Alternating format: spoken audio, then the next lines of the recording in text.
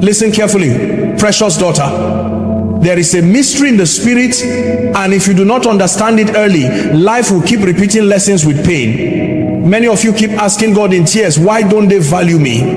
Why do they overlook me? Why do they speak to me anyhow? Why do they come close and yet never stay with honor? And the Lord sent me to tell you the truth you may not like, but the truth that will set you free. Respect is not begged for. Respect is not demanded by tears. Respect is commanded by alignment. There are reasons people rise when some enter a room, and reasons people speak carelessly to others without fear. It is not beauty, it is not age, it is not even talent alone. It is something deeper, something spiritual. Many girls have power but no posture. Many have grace but no boundaries. Many have value but they have advertised themselves cheaply. And hear me carefully, the way people treat you is often a response to what you permit, what you project, and what you tolerate.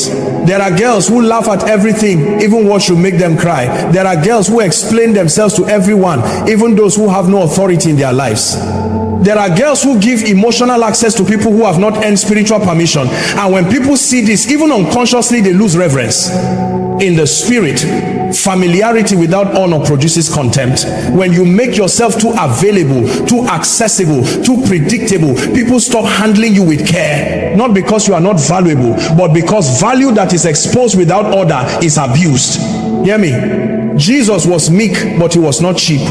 He was loving, but he was not careless. There were crowds around him, but access to him was controlled. Even God himself does not reveal everything to everyone. If the Almighty values boundaries, who taught you that openness without wisdom is humility?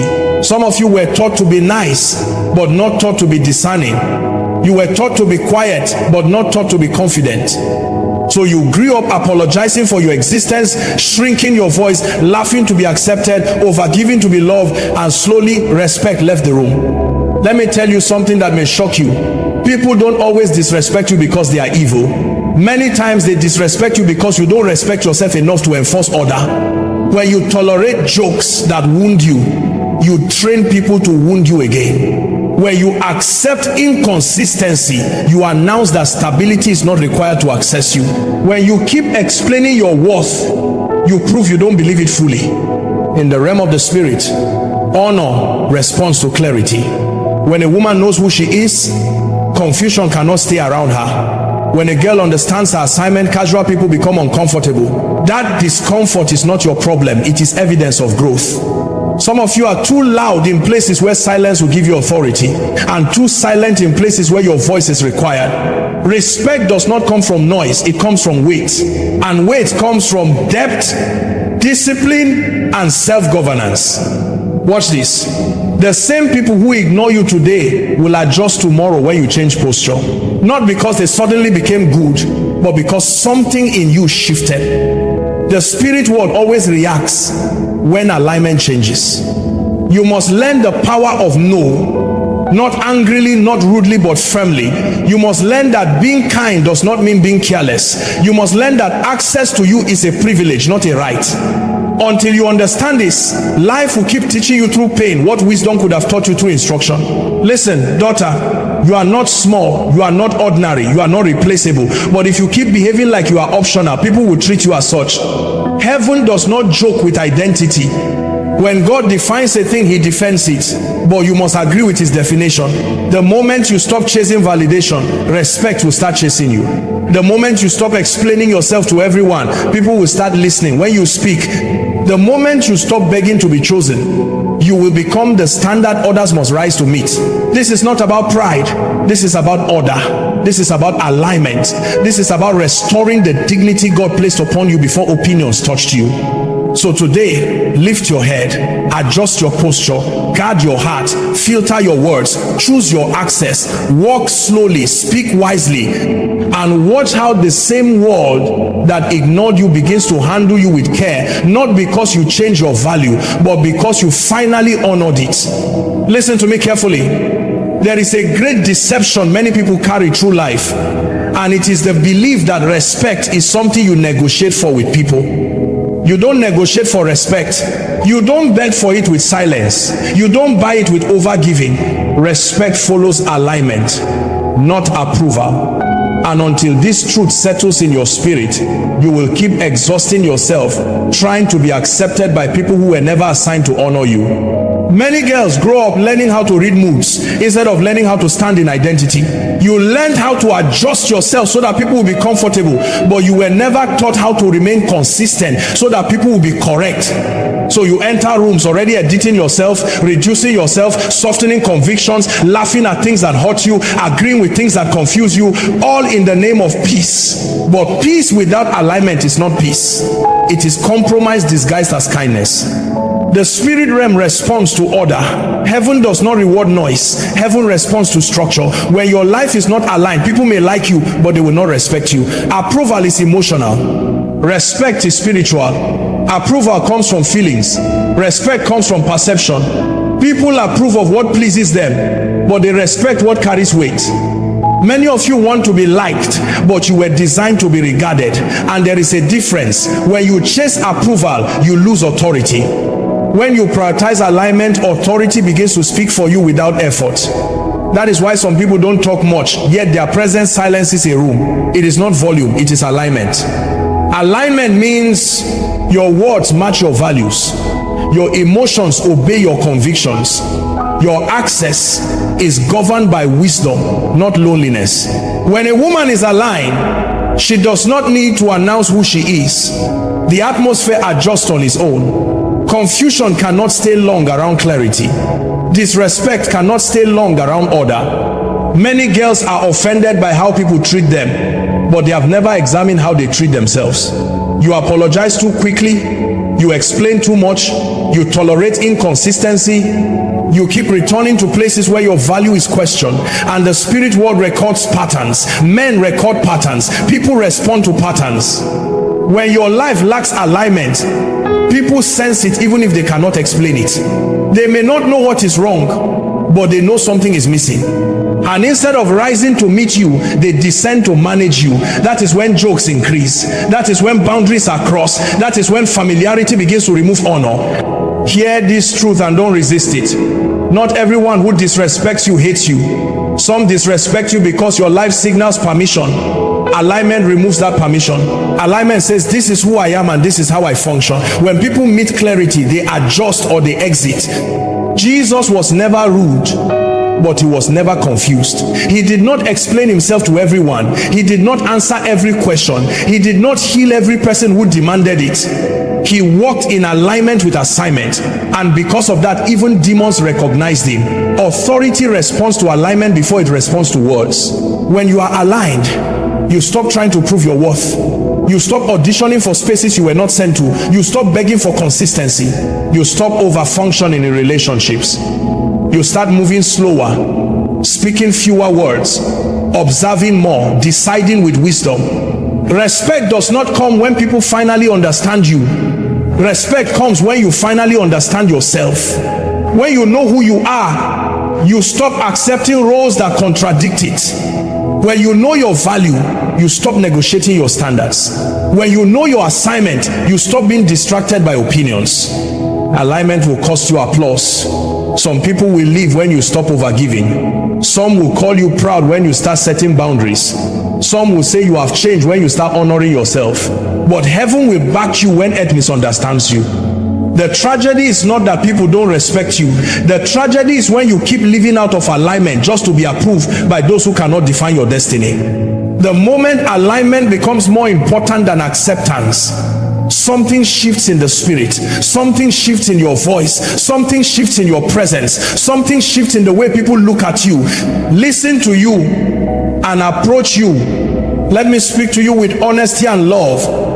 Boundaries are not walls of pride, they are gates of wisdom. Many people think that love means unlimited access, but in the kingdom of God, access is always controlled by order. When boundaries are absent, value is abused. Not because the value is small, but because it is exposed without protection. Many girls confuse tolerance with virtue. You were told that enduring everything makes you strong, that silence makes you spiritual, that accepting bad behavior makes you mature. But hear this truth. Endurance without wisdom is self-betrayal. God never called you to be available to everyone. He called you to be steward of yourself. The way people handle you is a direct response to the rules you set around your life. If your time is always available, it will never be honored. If your emotions are always accessible, they will never be protected. If your presence is always guaranteed, it will never be valued. Boundaries teach people how to approach you, how to speak to you, and how to remain in your life. In the spirit realm, honor follows structure. Even in heaven, there are ranks, order, and protocols. Angels do not move randomly, they move by assignment. If heaven functions with boundaries, why do you think your life can function without them? Some of you keep asking why people keep crossing lines, but you have never clearly drawn them. You keep hoping people will understand, but clarity was never spoken. Silence does not communicate standards. Unspoken expectations always lead to repeated disappointment. Boundaries are not emotional reactions. They are spiritual decisions. They are not built in anger. They are established in alignment. When you finally decide what is acceptable and what is not, your life becomes easier, not harder. Chaos reduces when clarity increases. Many people are uncomfortable around boundaries because boundaries expose intentions. Those who benefit from your lack of limits will resist when limits appear. Do not be surprised when people who once enjoyed unlimited access begin to accuse you of changing. You did change, you grew. Let me tell you something important. Boundaries do not push the right people away. They protect the right people and filter out the wrong ones. Anyone who truly values you will adjust to your standards. Anyone who refuses to adjust was never assigned to stay. When you don't set boundaries, you teach people that disrespect has no consequences. And where there are no consequences, behavior never changes. People repeat what you allow. Patterns form where limits are absent. Many girls are emotionally exhausted, not because life is hard, but because everyone has access to them. You carry burdens you were never meant to carry. You listen to voices you were never meant to entertain. You explain yourself to people who have no authority to define you. Boundaries restore dignity. They return honor to your time, your words, your presence. When you begin to say no without guilt, something powerful happens in your spirit. Your yes becomes meaningful again. Your presence becomes intentional again. Your peace returns. This is not about becoming cold or distant. This is about becoming ordered. Love without boundaries is chaos. Kindness without wisdom is vulnerability without defense. God is loving, yet he is holy. He is gracious, yet he is just. Even mercy has rules. You must stop feeling guilty for protecting what God entrusted to you. Your heart is not a public space. Your emotions are not a charity. Your destiny is not a playground for careless people. When you honor your boundaries, people are forced to honor you, and those who cannot will quietly remove themselves from your life. Let me draw your attention to a truth many ignore. Honor is sustained, not demanded. It is built daily by the way you carry yourself, the way you speak, the way you decide, and the way you discipline your life. Identity gives you value, but posture determines how that value is treated. Many people know who they are, but very few know how to stand in who they are. Posture is not arrogance, and it is not silence. Posture is intentional conduct. It is the quiet confidence that comes from self-governance. When a woman lacks discipline, even if she has great potential, her life lacks authority. Discipline seals authority. It aligns your actions with your convictions and removes contradictions. People can sense but cannot name. Honor is fragile around inconsistency. When your words change depending on who you are with, people lose trust. When your standards adjust based on pressure, people stop taking you seriously. When your emotions lead your decisions, your life becomes unpredictable, and unpredictability erodes honor. Many girls want to be seen as strong, but strength is not in reaction, it is in regulation. The ability to pause, to think, to choose silence instead of impulse, restraint instead of excess, wisdom instead of emotion is what builds weight in the spirit. Weight is what makes people listen even when you whisper. Identity must be protected by discipline. If you know your worth but do not govern your behavior, people will test you. And the moment you fail your own standards, they will adjust how they treat you. Not because they hate you, but because you taught them a new version of you. Honor grows where discipline is visible. When people see that you respect your time, they respect it too. When people see that you do not tolerate confusion, they approach you with clarity. When people see that you do not overreact, they become careful with their words. Posture also includes the company you keep. You cannot sit with disorder and expect honor to follow you. Atmosphere shape perception. When you remain around chaos, chaos begins to define you. Sometimes disrespect is not about you. It is about the environment you keep allowing yourself to remain in. Discipline is the ability to delay expression. Not every emotion deserves a voice. Not every thought deserves expression. Wisdom filters before it speaks. Mature people are not those who feel less, but those who are ruled less by what they feel. Honor responds to consistency over time. People watch patterns, not promises. They observe how you handle pressure, correction, misunderstanding, and success. Over time, your response is teach them how to regard you. Some of you are too available staying when identity is clear, posture is intentional, and discipline is consistent. When these three work together, respect becomes natural, not forced. You no longer have to remind people how to treat you. Your life speaks before your mouth opens. The atmosphere adjusts before you explain. And even those who do not like you will be forced to acknowledge the weight you carry.